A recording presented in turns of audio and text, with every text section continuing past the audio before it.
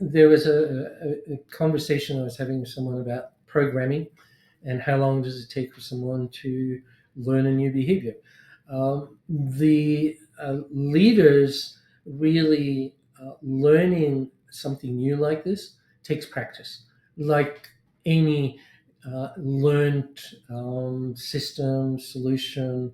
A lot of people read a book, excuse me, and they get lots of value, they take lots of notes, they throw it in a drawer, and they never use it again, right? Okay.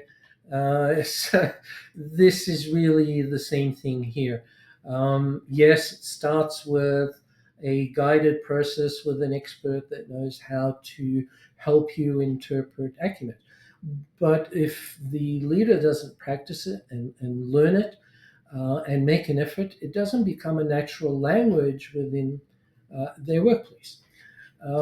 So that's important. The other thing that I'll say is I've studied the psychology, neuro-linguistic programming, neuroscience. I've studied lots of maps, and I've forgotten more than I teach these days. And the reason I've done that is really I stay away from the labels. Okay. So in all of those sciences, the focus is on labeling a condition and then figuring out how to treat that condition. And that's fine if you are dealing, and I don't know if I'm going to use the right words here, with broken people that need therapy. Okay, then you need to label it because there are specific techniques to deal with those situations. We're not dealing with broken people. We're dealing with general workplace where 80-90% of the people that you are working with are not broken. They are just learning how to engage with each other. So we needed to get away from those labels and come up with very simple language. And that's why, again, 𝗟𝗮𝘱𝗲 uses specific words that are simple and clear for people to use them in just a general communication. You can create a storyline very easily if you read through a map and you go, this person has this and this and that, and you have now identified how they behave without labeling, without having to learn psychology or neuroscience or any of those things. So we've taken the approach of trying to shift from that and give it to every single person on the planet in a very simple way. And I know we've talked about this before. A lot of people look at the map and they go, oh my God, how am I going to learn 49 different traits?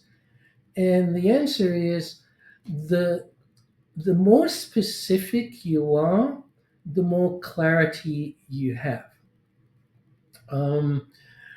By that, a good example is you're a narcissist. Well, what does that look like? And what is that behavior? And we get away from that label and we say, look, this person has, under stress, is very passionate. That's more specific than putting it into a bucket called narcissist, right? Maybe they're not a narcissist. They're just really passionate about what they believe in. But if you add in that they are very high control and they need to deal with all the things that could go wrong, we're adding more specific things that you go, okay, well, we can help them to diffuse some of those things so they don't come across the wrong way. They don't get labeled as a dictator or a narcissist or an autocrat or whatever, right? So the specificity gets us away from those damaging labels, ADD, ADHD, all of these labels that get thrown around. I'm more interested in what context do you get lots of ideas and are distracted by all of those ideas? let's talk about the ideas and where that's valuable, as opposed to saying, you need to be medicated, right?